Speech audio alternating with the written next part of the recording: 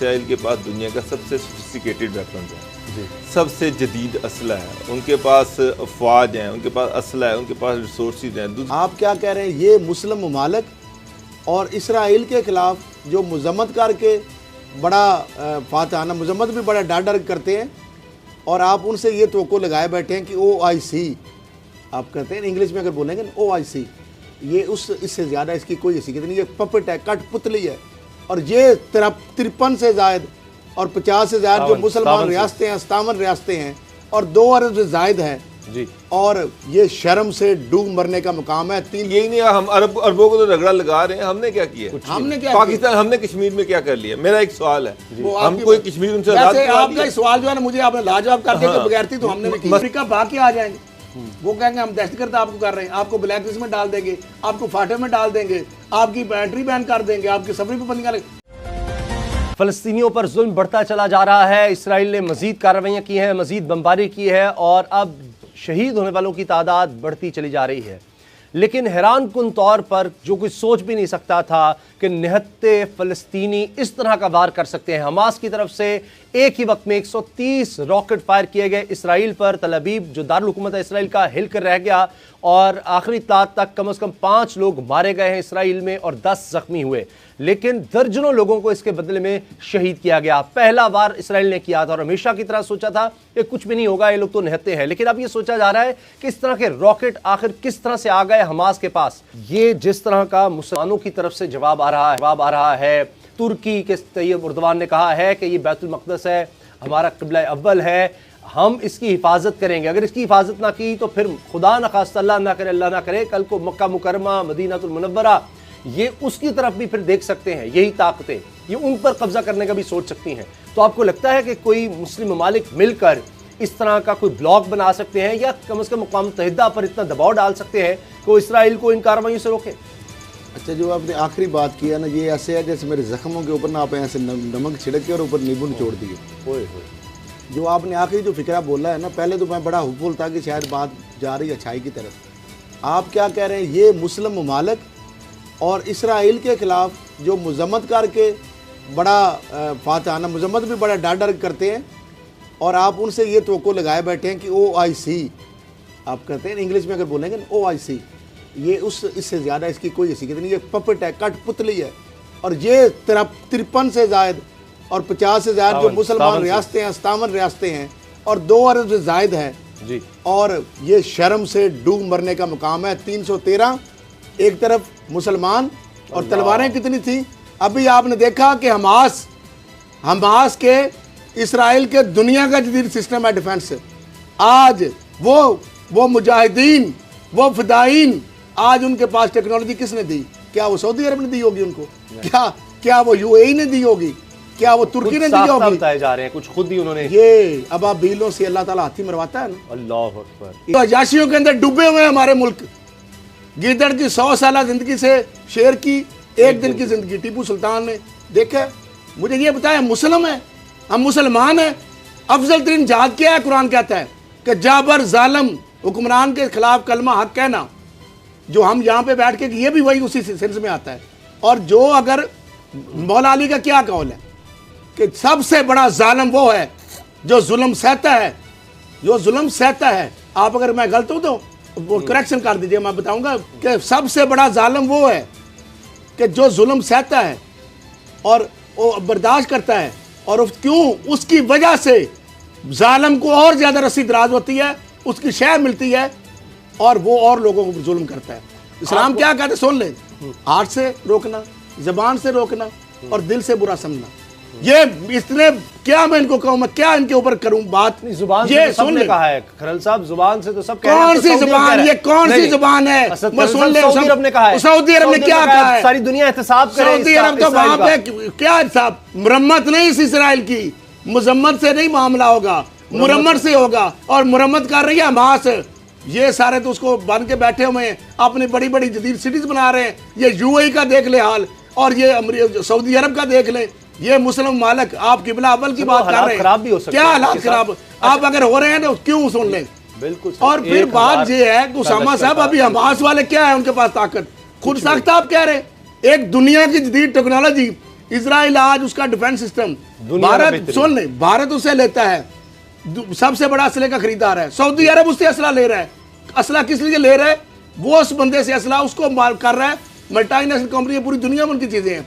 अब देखिए छोटा सा मुल्क है, सारी बातें हमारी वजह क्या है? डॉक्टर साहब कुछ करें शामिल, ये मामला डॉक्टर साहब को करें। डॉक्टर साहब आप क्या समझते हैं, ये इस तरह का कभी अटैक नहीं हुआ हमास की तरफ से या फलस्तीनियों की तरफ से जिस तरह इस दफा हुआ है, इससे कुछ फर्क पड़ेगा? या हम वही देख रहे हैं कि वो एक अगर इसराइली मारा जाता है तो वो 100 फलस्तीनियों को शहीद कर देते हैं? उसामा साहब, हमेशा से यही होता है कि इसराइल की जो अफवाज हैं, इसराइल के पास दुनिया का सबसे सोफिस्टिकेटेड वेपन्स है, सबसे जदीद असला है, उनके पास अफवाज हैं, उनके पास असला है, उनके पास रिसोर्सेज हैं। दूसरी तरफ हमास है, उस पर बैन है कि वो असला रख ही नहीं सकती।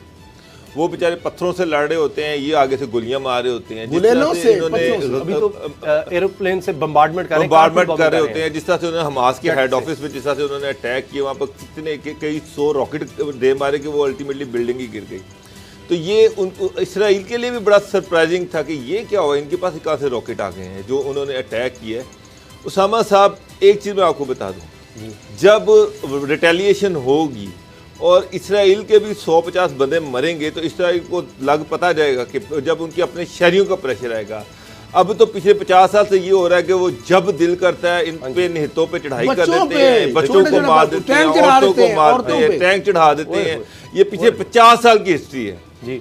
अगर उनके पास भी असला हो, वो लड़ना इनसे ज्यादा बेहतर जानते हैं, वो इनसे बेहतर लड़ सकते हैं। साहब, अगर उनको असला दिया जाए तो मैं देखूंगा कि इसराइल कैसे इन पे अटैक करता है। टांगे कांपेंगे इनकी आगे जब रिटेलिएशन होगी। अभी तो स्ट्रैटेजी शुरू हुई है, अभी तो शुरू हुई है डॉक्टर साहब।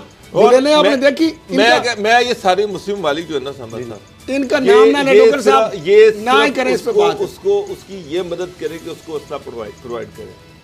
मैं देखता हूँ किस तरह से इसराइल नहीं बात सही है, छोटी सी बात, लेकिन एक तो आपने पाबंदी बताई, उनका तो सर हर तरफ तो इसराइल का कंट्रोल है उन इलाकों पे, चिड़िया को पर नहीं मार सकते। इसराइल पे भी तो चारों तरफ से कंट्रोल है ना। इसराइल तो अपने एक मिसाइल का टेस्ट भी नहीं कर सकता। तो यही मैं कह रहा हूँ ना, तो फलस्तीन जो है उसकी भी तो सरहदें मुसलमान मुल्कों से लग रही है ना, वहां से उसको दे, उसको इमदाद दें, उसको असला दें, उसको सोफिस्टिकेटेड वेपन दें। और ये यूएनओ और ये जो वेस्ट है, ये यूरोप है, ये कितनी ज्यादती है कि पैलेस्टाइन वाले असला नहीं रख सकते और इसराइल जो मस्जिद के साथ करता है। तो असल चीज ये है कि हमें चाहिए कि इनको इनकी इस तरह से मदद करें। अच्छा, मुझे असला पहुंचाएं, उनको ताकि वो लड़ सके अपने से। आपकी मासूमाना सोच पे मुझे है, मैं हैरान हूँ। आप ये कहेंगे कि सऊदी अरब जो इसराइल से असला खरीदता है वो हमास को असला देगा? और कई ममालिक कर सकते हैं। अमेरिका से ले रहा हूं, मतलब ये इनडायरेक्टली मैं कहता हूं आप सिर्फ एक ही काम कर लें, आप सिर्फ एक काम कर लें, इजरायली मसनूआत का बाइकाट कर दें, 57 मुल्क बाइकाट कर दें, क्या मर जाएंगे हम? नहीं, शर्म की, हमें शर्म आती है सर, ये तो बात का मसला है। मैं तो पहला मसला ये है कि जो अटैक हुआ है उसका जवाब होना चाहिए और OIC की मीटिंग होनी चाहिए, उसमें इसको कंडेम करना चाहिए और उसके साथ साथ ये ऐलान करना चाहिए कि मुस्लिम ममालिक जो हैं वो फलस्तीन के मुसलमानों की असले के हवाले से मदद करेंगे, उनको असला पकड़ाया जाएगा।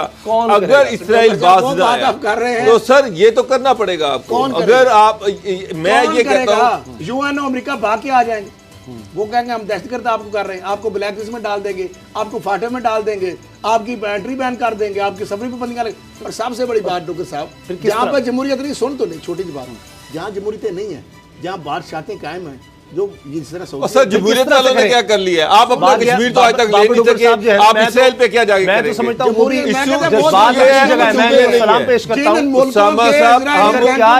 हम खाली यही नहीं, हम अरबों को तो रगड़ा लगा रहे हैं। हमने क्या किया?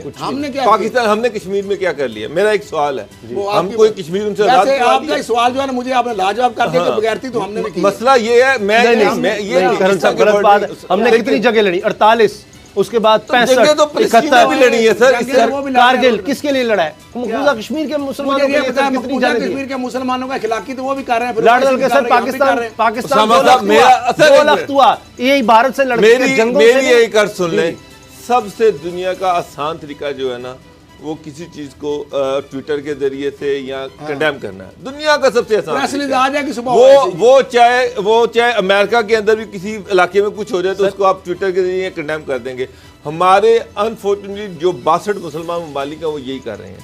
वो आपका ख्याल है आपका ख्याल है सर ये जो एहतजाज हुए हैं अमेरिका में, बरतानिया में, यूरोप में, आपके ख्याल इनसे कोई फर्क नहीं पड़ता? इसराइल आजाद हो गया, इसराइल से आजादी ले ली, इसराइल की फौजें पीछे चली गई, दुनिया का क्या प्रेशर आया? उसामा साहब मैं ये कहता हूं आप ये दीवार है इस पे सारा दिन इसराइल के खिलाफ लिखते रहे, क्या फर्क पड़ेगा? तो इसराइल को क्या फर्क पड़ेगा? आप इस प्रोग्राम कर रायमा क्या अहम होती है? इसराइल बना ही दुनिया के सारे ममालिक ने कश्मीर के हवाले से कंडेम किया, तो क्या वो 370 का स्टेप वापस हो गया? हालांकि सामा साहब मगर भारत पर दबाव आया, कोई दबाव नहीं है सामा साहब, दबाव आता तो वो 370 वापस कर लेता, इसराइल पे दबाव आता तो अपनी फौजें वापस करना, वो तो उन्होंने तो अपने दस्ते वहां पे बढ़ा दिए, अपनी फौज बढ़ा दी है।